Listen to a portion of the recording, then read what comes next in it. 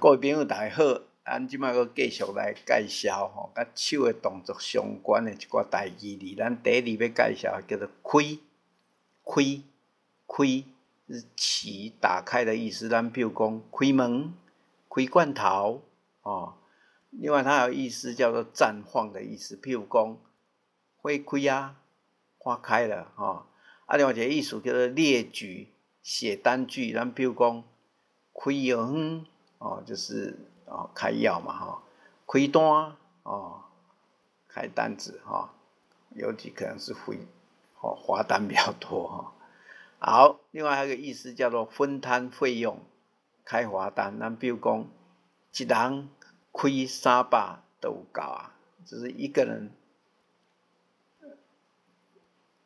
人分摊300就够了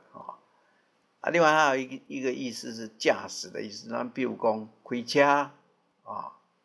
那这开另外一个音叫做开，比如讲也意思是花钱的意思。咱比如讲钱卖黑白开，钱不要随便乱花用还有另外意思是张开、绽放的意思。咱比如讲花开富贵花开富贵花开富贵歹势另外有一个意思叫做起始的意思，譬如讲开张另外一个意思讲发展、开辟。咱比如讲开垦咱即摆下就要来介绍这个叫做转，就是改变方向。咱譬如讲转南方转南方了嘛另外它还有一个意思是变换、变成的意思。咱比如讲见小转生气就是羞愧变成生气就是恼羞成怒之意啦另外一个意思是返回。咱比如讲你当时要转去，你什么时候要回去另外还有一个意思是旋转，譬如讲轮在转轮子在转。另外还有一个意思是金钱及事物的调度。咱譬如讲代志当不好势就是事情调度不了另外一个意思是转钱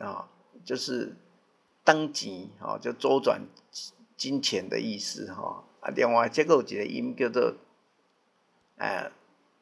转就是改变方向。咱比如讲转灸就是出殡时的一种仪式，将棺材头由向着家中转向门口，以准备移出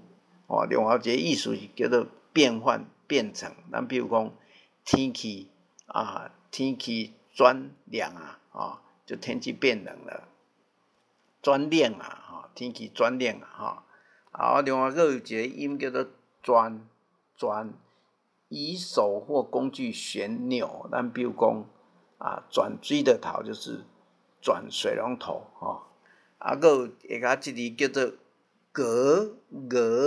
鹅就是转动的意思，原地打转咱比如讲鹅石磨就是转动石磨甘露在鹅就是陀螺在转动闲荡的另外一种意思是闲荡。咱比如讲四过河就四处游玩或者是哥哥练就是转动不停感谢各位。